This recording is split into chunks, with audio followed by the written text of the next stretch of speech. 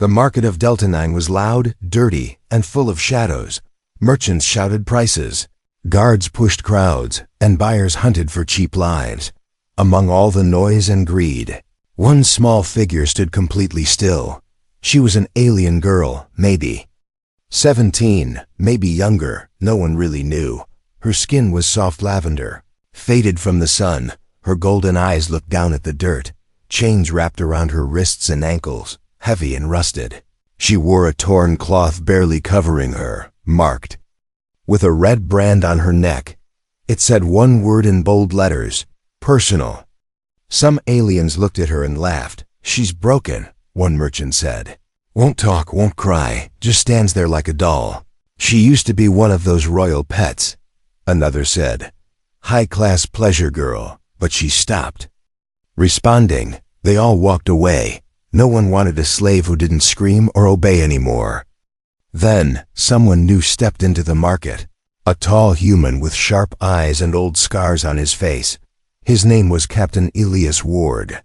He wore worn-out combat gear, dust on his boots, and a sidearm that looked well used. He wasn't shopping for a slave, or even looking to buy anything, but when he saw her, he stopped. She didn't raise her head, didn't even flinch, but he noticed the tiny shake in her knees, the cold in her arms, the silent scream in her stillness. He asked the seller, "How much for her?" The merchant smirked. "For that broken thing? 200 credits, barely worth more than a blaster." Elias didn't reply. He just transferred the credits and walked to her slowly. She didn't move, didn't speak. He removed his jacket and placed it around her shoulders. Her golden eyes flicked up for 1 second, surprised. No one had ever covered her before. No one ever gave warmth without demand. Elias looked into her eyes and said, "You're safe now." She didn't believe him, not yet, but something inside her moved. A tiny spark she thought was dead. The merchant laughed behind them. "Good luck with her, soldier. She ain't got a word left in her." Elias ignored him, unlocked her chains one by one. As the last shackle fell, her legs gave out and she collapsed. But before she hit the ground, Elias caught her, gently. People stared, shocked. No one carried a slave with care, but Elias didn't care about the looks. He carried her like a wounded soldier because that's what she was. Not a toy, not a pet, not a slave. Just a girl who had survived too much. He took her to his ship docked nearby. Inside the quiet of the metal walls, she sat on a bench, still shaking. He brought her food and a blanket. She didn't eat, just stared.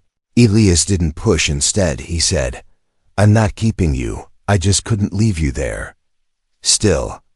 No answer. Then he added, "You can leave whenever you want, or stay until you figure out where you want to go." She turned her head slowly, confused. That wasn't what masters said. That wasn't what owners did. When he left the room to give her space, she stared at the door. Why didn't he lock it? Why wasn't there a collar? She walked up to the control panel, expecting a trap, but it was real unlocked. She could run, she could escape. But where would she go? Out there were worse monsters than Elias, and for some reason, she didn't want to leave that night. Elias slept on the floor and gave her the bed. She didn't sleep much. Her mind raced with memories she wanted to forget. But in that small room with no chains on her arms and no eyes watching her like meat, she felt something strange. Something she hadn't felt since she was taken years ago. Hope. When morning came, Elias offered her a warm drink. She took it with shaking hands. He smiled and said gently, "What's your name?" She looked at the cup, then at him. Silence stretched between them like a thread. Then a whisper, barely a sound, escaped her lips. "Naya." It was the first word she had spoken in years. Elias nodded like it was the most normal thing in the world. "Nice to meet you, Naya," he said. She looked away, tears forming in her golden eyes. Not from fear this time, but because someone finally listened, and in a galaxy full of cruelty. That was the most powerful thing of all. Naya sat quietly on the soft bedding inside Elias's ship. Her fingers touched the smooth blanket like it was made of magic. She had never seen anything like it. No cold floors, no iron collars, No sharp orders shouted at her. The room was small but warm, filled with tools, a small food unit, and old battle medals hanging on the wall. Everything smelled of oil and metal. But to Naya, it was the scent of freedom still. She didn't move too far from the corner. She had learned to keep still to survive. Elias watched her from a distance. Not saying much, he didn't want to scare her. He had seen fear before on the battlefield, in the eyes of soldiers who lost everything. But this was different. This was the fear of someone who had never been allowed to dream. He placed a small bowl of warm broth on the table beside her. It wasn't much, but it was real food, not the dry powder they gave to slaves. Naya didn't touch it right away. She stared at it as if it were a trap. "You don't have to eat it if you don't want to," Elias said softly. His voice was calm, without command. Naya blinked, surprised. She picked up the spoon with both hands and slowly tasted the broth. Tears filled her eyes, not from the heat, but from the memory of taste. She had forgotten what kindness tasted like. After a few minutes of silence, Elias sat down across from her. "I'm Elias Ward," he said. "Captain, retired." Naya said nothing. "I don't expect you to talk," he continued. "But I hope one day you will." She looked up at him then. Her eyes were golden like sunlight trapped in amber. Beautiful but broken. Her lips trembled, but no words came out. Elias nodded like he understood. "I know it's hard," he said, "but you're not a slave anymore." He reached slowly into his jacket pocket and placed a small translator. "Chip on the table. For when you're ready," he added. Then he stood and walked to the control room. He gave her space, because she had never been given any before. Naya touched the translator, her fingers trembling. She had worn one like it long ago, before she was taken, before her name was erased. She picked it up and held it tightly, late that night. While the ship drifted through space, Naya walked into the control room. Elias was leaning back in his chair, reading an old datapad. He looked up and gave a gentle nod, not moving too fast. Naya opened her mouth, but the words were stuck. She pressed the translator against her neck and activated it with a soft beep.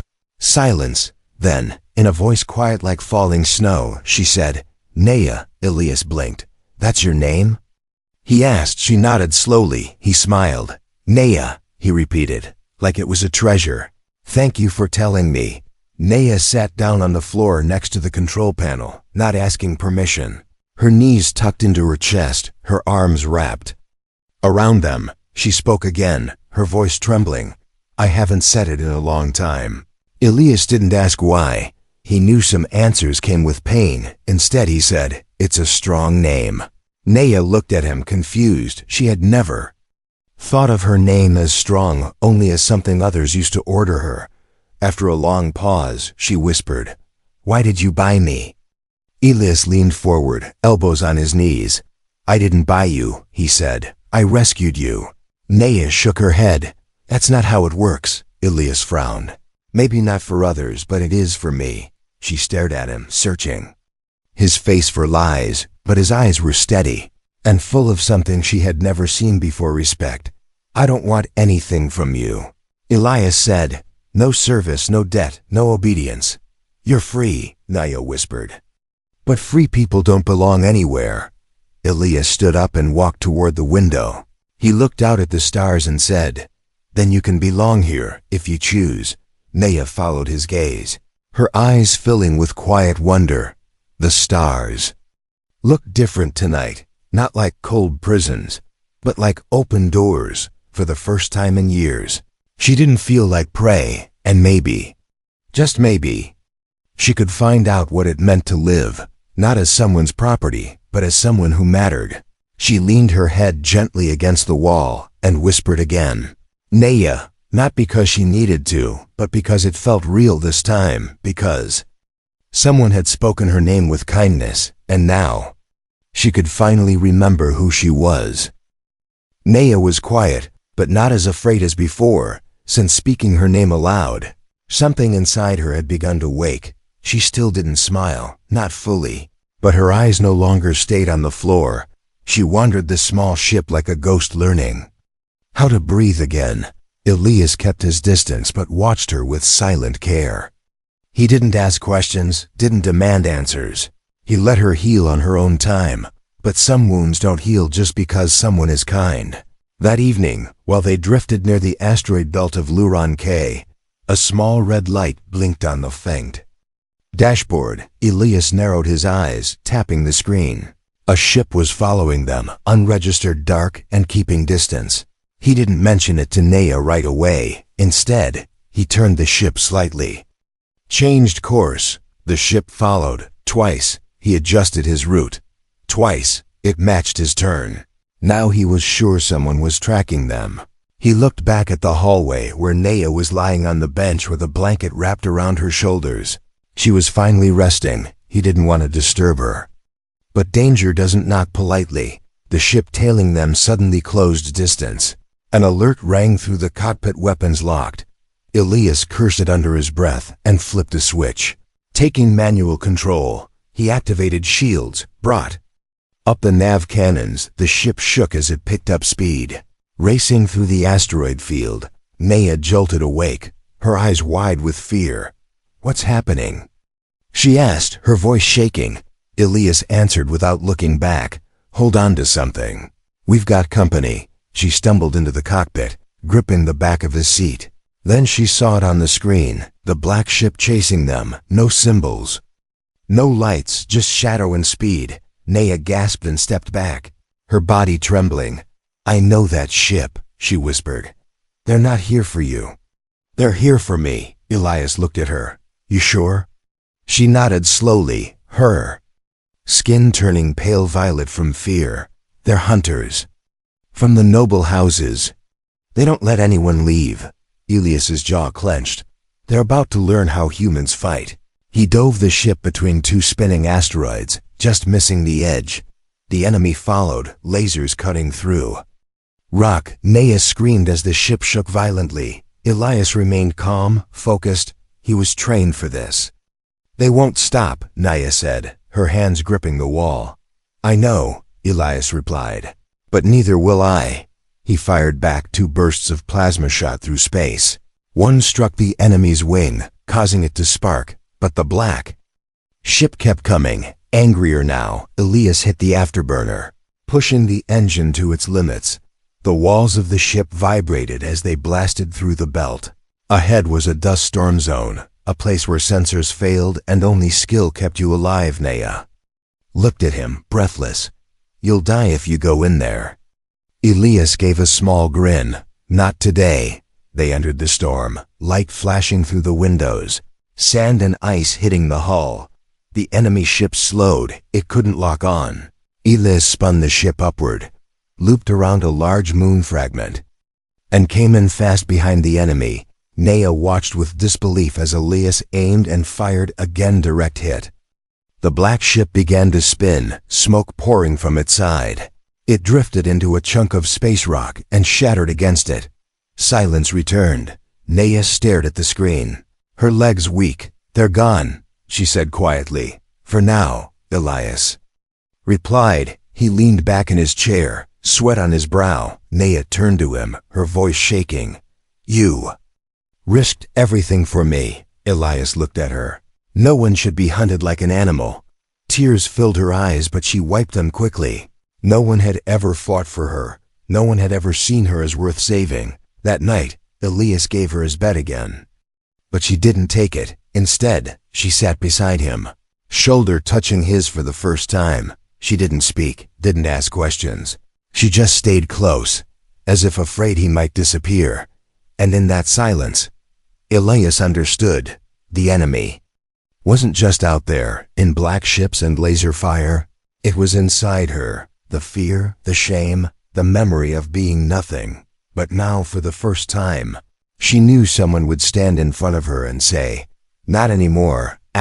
Naya had never known what peace felt like, but now, flying through the quiet stars with Elias, she was starting to feel something close to it. Every day on the ship felt strange, but not in a bad way. Strange like warm water when you've only ever known cold. Elias gave her space.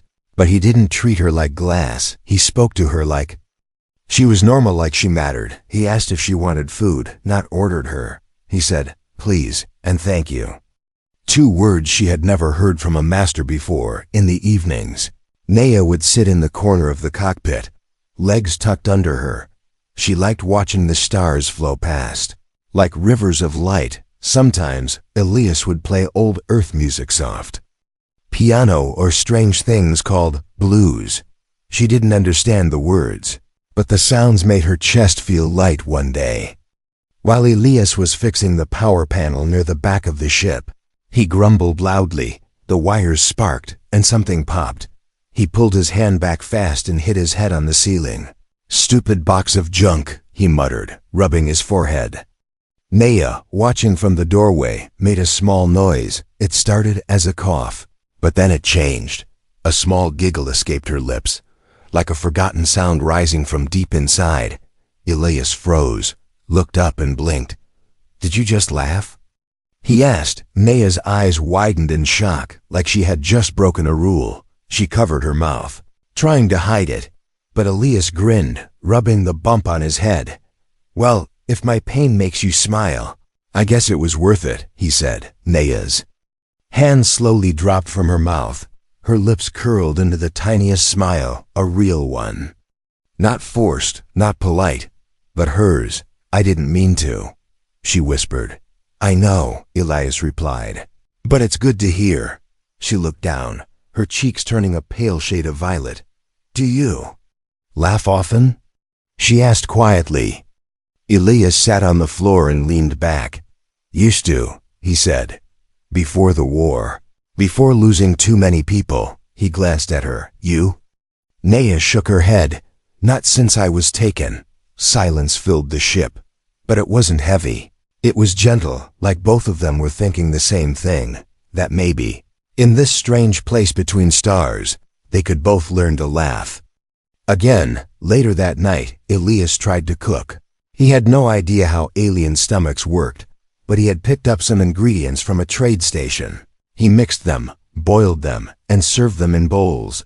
Naya took a bite, paused, and her face twisted, like she had just eaten fire. It was too spicy, too strange, and way too hot. Her eyes watered, and she coughed. But then she looked at Elias, who was watching her nervously, and she burst out laughing. It wasn't loud, but it was real. Her shoulders shook, and tears rolled down her cheeks, not from pain this time, but from pure surprise. Elias blinked, then laughed too. "You could have warned me," she said through laughter. "I thought it'd be tasty," he replied, holding up his own bowl. "But this tastes like a melted boot." Naya laughed harder. Elias joined her. And for the first time, the ship didn't feel like a metal cage. It felt like a home. A small, strange home drifting through the stars. When the laughter faded, Naya wiped her eyes and looked at Elias. "You're strange," she said with a smile. "Human," he replied with a shrug. "We're famous for it." She looked down at her hands, fingers resting lightly on the edge of the table. "I don't know how to live like this," she said softly. "No chains, no orders. Just talking, eating, laughing." Elias looked at her and said gently, "You don't need to know right away." He leaned back in his chair and added, "You're not healing too slow, Naya. The world just hurt you too fast." Her eyes shimmered as she stared at him.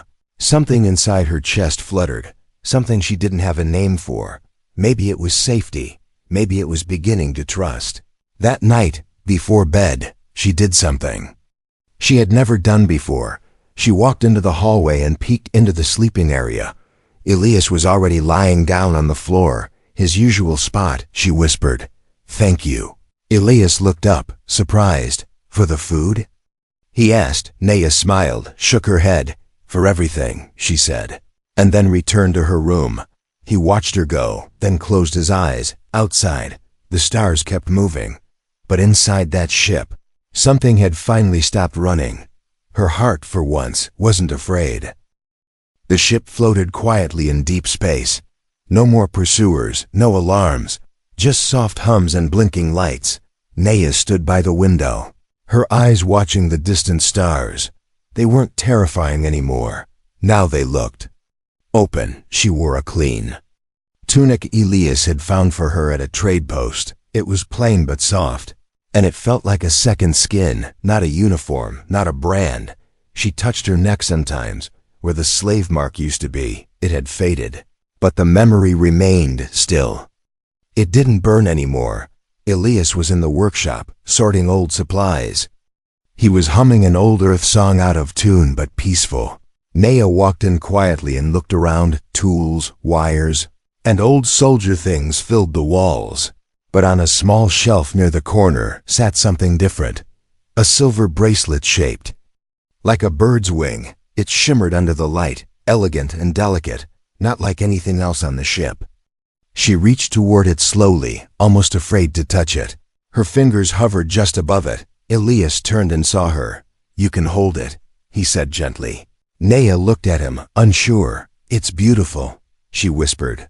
"Was my sister's." He replied, walking over.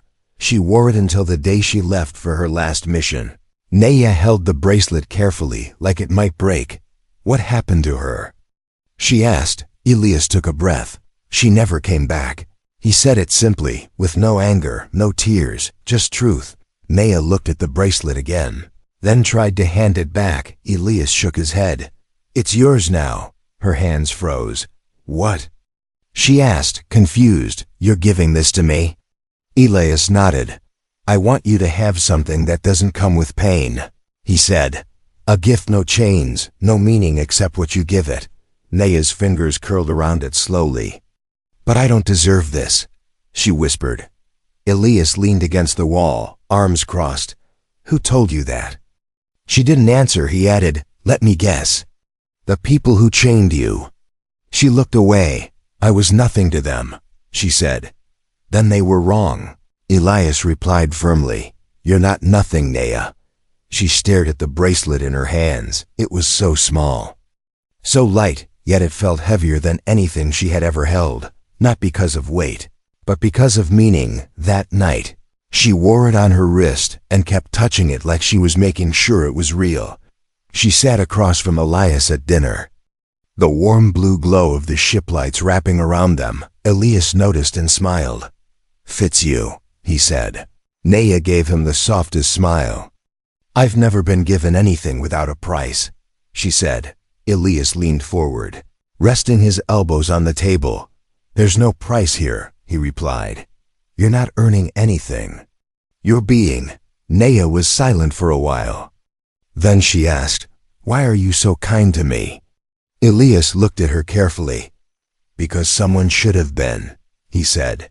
She lowered her eyes, fighting back tears. No one had ever looked at her like Elias did. Not like a broken tool, not like a servant, not even like a rescued victim, but like a person who deserved more than survival, a person who might one day live. She stood up and walked to the window again. The stars were still out there, dangerous, wild, endless, but for the first time, they didn't scare her. She glanced at her reflection in the glass and saw someone new, not the slave girl, not the silent shadow, but a girl with a name, a girl with a gift. Behind her, Elias spoke softly. "You don't have to know where you're going yet." Naya nodded. "I just don't want to go back." "You're not," he said. "Not as long as I'm breathing." She turned toward him. In her heart, something clicked into place. A quiet warmth, a hidden light, hope, and wrapped around her wrist.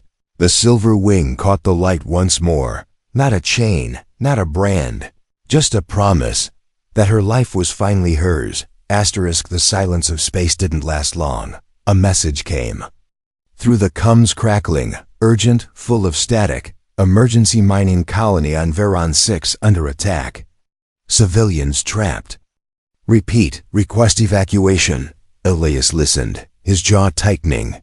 He had sworn he was done with war, but he also knew what it meant to ignore cries like that. He stood up, pulled on his gear, and checked his blaster. Naya stood in the hallway, watching him. "You're going?" she asked softly. "Someone has to," Elias replied. "You don't have to prove anything," she said. He smiled gently. "I'm not trying to prove anything, Naya. I'm just being who I was trained to be." She didn't argue, but she didn't stay behind either. When the ship descended toward the colony, she was still on board, seated beside him. "I told you to stay back," Elias said with a sigh. "I told you I'm not helpless," she replied. The mining colony was smoke and fire. Buildings were broken, walls melted by plasma, people running, screaming. An alien warlord and his mercenaries had arrived days ago demanding tribute. Enslaving families, Elias landed the ship behind a broken hangar. He loaded supplies, medical kits, and a second blaster one he silently handed to Naya. Her hands trembled as she took it, but she nodded. "I won't freeze." She whispered. "I know," Elias replied. They moved quickly through burning corridors and cracked doors. Elias led, Naya followed, marking paths, helping wounded people to safety. They found a group of miners trapped beneath fallen beams. Elias lifted heavy metal with a roar, while Naya pulled a child free. The people stared at her, confused. "Are you one of them?" a woman asked. Naya paused, then said clearly, "No, I'm with him." Elias grinned through sweat and blood. "Damn right," he muttered. Blaster fire rang out in the distance. More mercenaries, coming fast. Elias signaled the survivors to run toward the ship. He and Naya stayed behind to cover them. They crouched behind rubble, exchanging fire. Naya's hands were shaking, but her aim was steady. She hit 2 soldiers in the legs, enough to slow them down. Elias took down the rest. Fast and clean. Suddenly, an explosion rocked the ground behind them. Naya was thrown back, hitting the wall hard. Elias rushed to her, blood on his face. She coughed and opened her eyes. "I'm okay," she whispered. "No, you're not," Elias said, pulling her to her feet. "But we're leaving now." They ran, dodging bullets and falling beams. When they finally reached the ship, the engines roared to life. The survivors were safe inside, some crying, some silent. Naya leaned against the wall, blood on her cheek. Elias knelt in front of her, checking for wounds. "You saved them," he said. Naya looked away. "I just followed you." "No," he said firmly. "You chose to stay." His hand found hers without thinking. Her fingers curled around his, slowly, gently. They didn't speak for a moment. Then Elias, still kneeling, whispered, "If I live through this, will you stay with me?" Naya's eyes widened. "You mean?" "I don't mean as cargo," he said. "I mean, stay with me always." Her lip trembled. "You want me?" she asked. Elias smiled, blood still dripping from his brow. "I want you, not the slave they made you into. Not the girl who flinches you, Naya." She looked at his hand in hers. It wasn't a command. It wasn't a rescue mission anymore. It was a choice. "I already have," she whispered. They stayed there for a moment, just 2 souls in the middle of chaos. A soldier with scars, and a girl with chains turned to wings. The engines roared. The stars called them home, and in that burning war zone, a promise was born. Not spoken in fancy words, but in broken voices, held hands, and hearts that dared to beat again. The stars above the green world of Alara shimmered like glass. Cool winds danced across the hills, and the sky was soft with light. No guns, no chains, no shouting, just peace. Naya stood by the edge of a quiet lake, her bare feet pressing into the warm earth. She wore a long white linen dress, simple but beautiful. Her lavender skin glowed under the sun, her golden eyes calm. Around her wrist rested a silver bracelet in the shape of a wing. It never left her arm, not once since that day Elias gave it to her. Behind her, Elias walked up slowly, wearing a black tunic with military trim, but there were no medals, no rank, no armor, just a man, standing beside the woman he loved. "Ready?" he asked gently. Naya took a breath and nodded. "I don't know how to do this," she whispered. Elias smiled. "You don't have to do it perfectly," he said. "Just honestly." They turned together and walked toward the center of the field where a few friends stood waiting. A retired priest from Earth, a few alien refugees they had helped, and 2 kids Naya had rescued from Viron 6. No crowns, no grand music, just faces that had seen war. And now saw love, the priest raised his hand. Do you come here in peace? He asked. Elias nodded. Yes. Do you come with truth? Naya whispered. Yes. Elias took her hands, his voice low but steady. I was lost in war, broken in body and mind. But then I found someone who didn't ask to be rescued. She just needed someone to believe in her, and I did. Naya's lips trembled as she replied, I was a name without meaning, a voice without use. I was owned, used, forgotten. But you never saw me that way. You gave me space. And then gave me love. A soft breeze swept over the grass as the priest smiled. Do you choose each other freely? I do, Elias said at once. Naya blinked, smiled through tears and said, I do. The priest nodded. Then you are bound not by chains, but by choice. Elias stepped forward and kissed her, gently, not out of ownership, not out of dominance, but out of love. The small crowd clapped and cheered, even the children giggling with joy. Naya closed her eyes and held Elias close. In that moment, the word slave burned away forever. She was a wife now, a partner. And most of all free later, as the sun began to fall. They sat together near the water.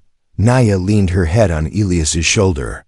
You know, she said quietly, if someone told me a human would one day marry me, I would have laughed. Elias chuckled. Well, you've come a long way from that silent girl in chains. Naya looked up at the sky. I still get scared sometimes, she admitted. That's okay, Elias replied. So do I, she smiled. But now I know what to do with that fear. Run? He joked. No, she said, resting her hand over his heart. Hold on to you. They watched as fireflies, alien ones, glowing blue, floated in the air. Naya reached out and caught one gently in her hand. I never imagined this, she whispered. Elias looked at her. You didn't imagine it, he said. You earned it.